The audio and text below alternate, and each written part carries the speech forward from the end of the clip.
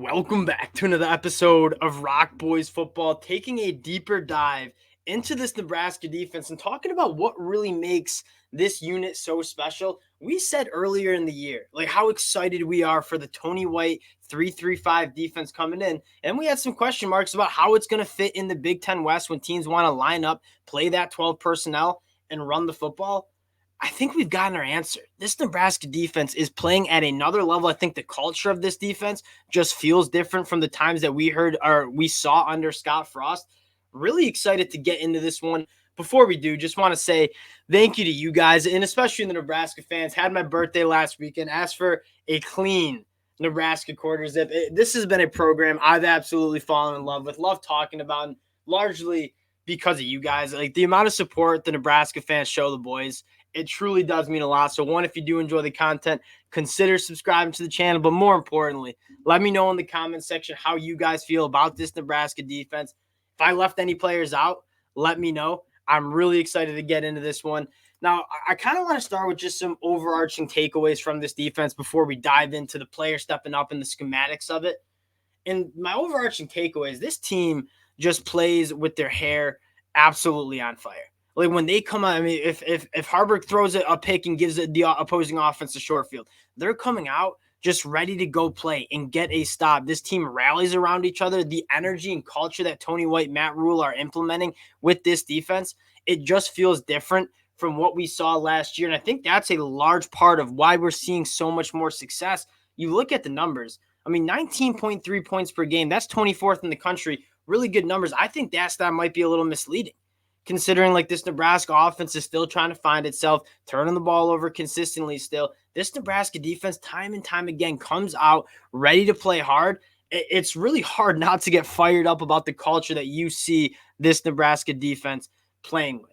Now, from a schematic standpoint, the first thing that I think has been massively impressive and kind of the story of the success Nebraska's defense has had is their ability to stop the run. And that was the big question coming in with the 3-3-5 defense, right? When you replace a guy in that front seven on the defensive line with a guy in the secondary, how well are you going to be able to match up with the physicality, especially of what you see in the Big Ten West, and stop the run?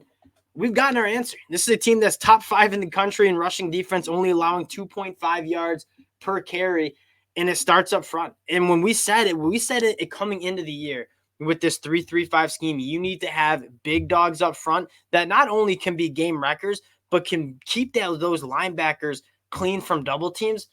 I don't know if you could find a better duo in the country to do this job than Nash Hutchmaker and Ty Robinson. I mean, not only are these guys stuffing the stat sheet, Nash, 3 sacks against Northwestern, but they're doing more than just putting stats on the board. Like they're handling double teams, not losing at the point of attack. And they're most of all keeping these linebackers free. I mean, you're seeing this unit fire downhill, get behind the line of scrimmage, 8 sacks, 13 tackles for a loss against Northwestern. They were living in the backfield of Northwestern, and that is a large part of the success they've had stopping the run. Now, it starts up front, right? Nash and Ty Robinson, and you could name a bunch of other guys. I think Cam Lenhart, in the times he's been on the field, has played really, really well. Jamari Butler has been another guy on the trenches that is handling it up front.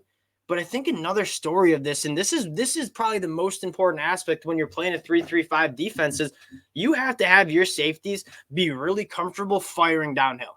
Like if you're going to give up a big body in the box to kind of replace it with a little bit more speed, yes, it offers you a little bit more versatility, a little bit more coverage ability. But if teams are going to try to run, you have to have those guys firing downhill, sticking their nose in the run game. That's exactly what you're seeing. It starts with the linebackers, right? Mekhi Yabar has average depth of tackle 1.4 yards from the line of scrimmage. Heinrich, 2.2 yards. Luke Reimer, 2.2 yards. John Bullock, 2.3 yards. You're seeing these linebackers, Isaac Gifford, 3 yards. You're seeing these linebackers and safeties, when they see and identify a run, they are firing downhill. And yes, it starts with that defense, keeping those guys clean of double teams. And then it ends with those linebackers coming up, making tackles, playing fast. And that is exactly what you're seeing happening. And I think another story of the success they've had stopping the run is the depth on the defense. Like so many guys that weren't even on my radar. Guys here, James Williams probably being the best example. A guy who was on the scout team comes in, makes some plays for Nebraska up front. And I think it starts with Matt Rhule and the culture and the kind of mindset that he has where If you practice well, you're gonna play.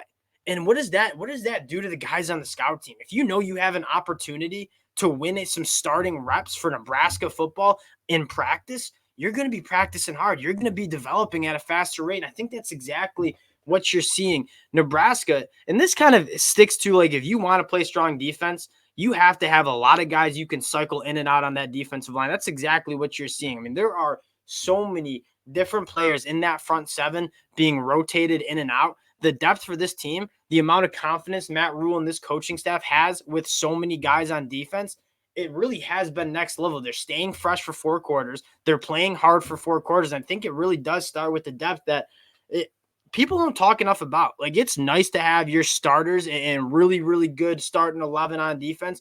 But if one, injuries happen, and then two, you're going to have to cycle guys in and out. And you're seeing some teams, I think Colorado, a really good example of not having that depth. And so in the third and fourth quarter, like against Stanford, those guys are just tired. When you have guys you can cycle in and out, keep fresh, I think that's a massive storyline. And Nebraska has been doing such a good job of that. Now, this is, I think, the biggest, next to the stopping the run, like the biggest storyline, and kind of relates to stopping the run. If you win on first and second down, which Nebraska is doing so much, and how good they are at stopping the run, and you force teams into those third and long situations, that's where this 3-3-5 defense is most successful, because you can give a ton of different looks, a ton of different coverage packages, and more importantly, blitz packages, right? You got all sorts of guys around the line of scrimmage. You're not sure who's coming, who's not.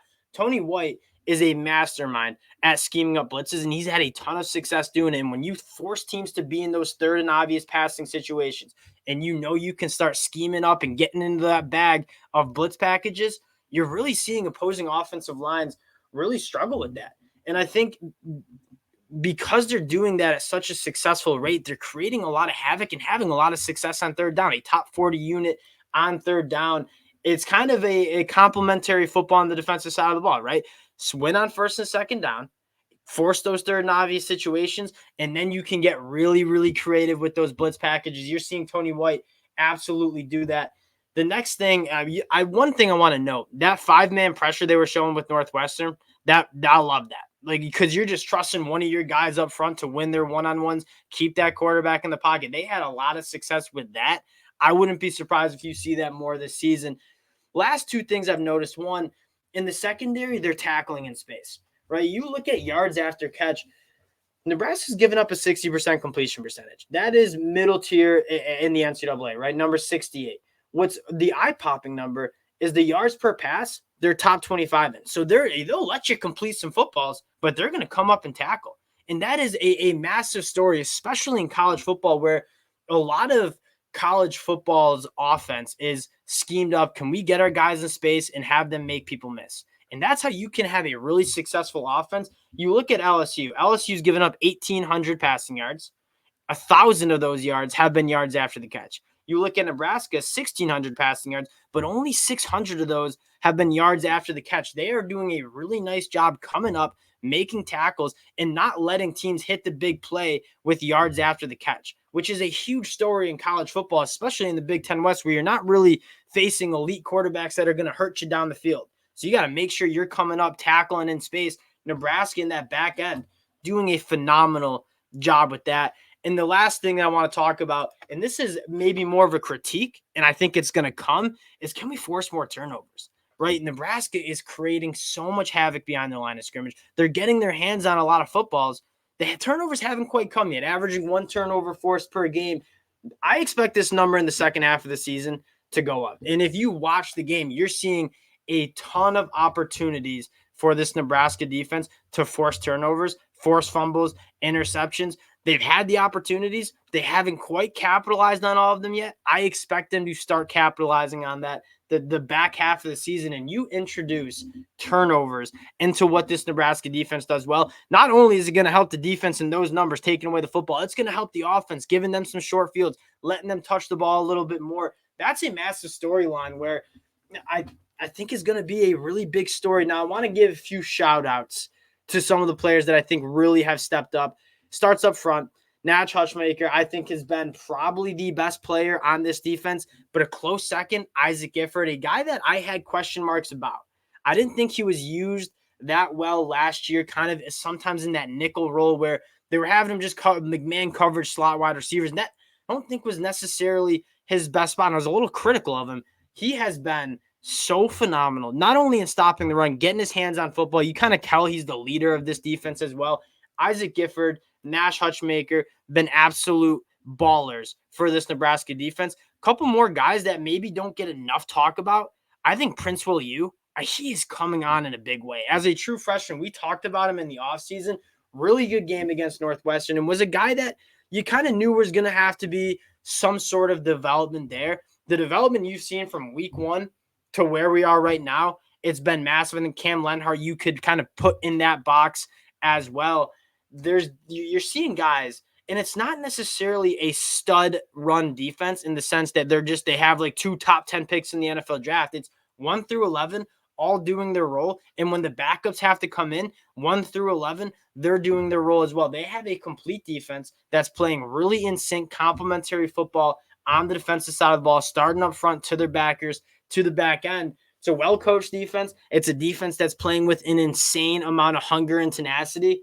This is a unit that I think continues to get better as the season goes on, and I am really excited to see what Nebraska can do on the backs of a defense that is this good. Wanted to hop on, talk about some of the stuff that I've noticed from this Nebraska team. Again, appreciate you guys rocking with the boys, especially the Nebraska fans. You guys have been absolutely awesome. If you do enjoy the content, consider subscribing to the channel, and we'll talk to y'all later. Peace.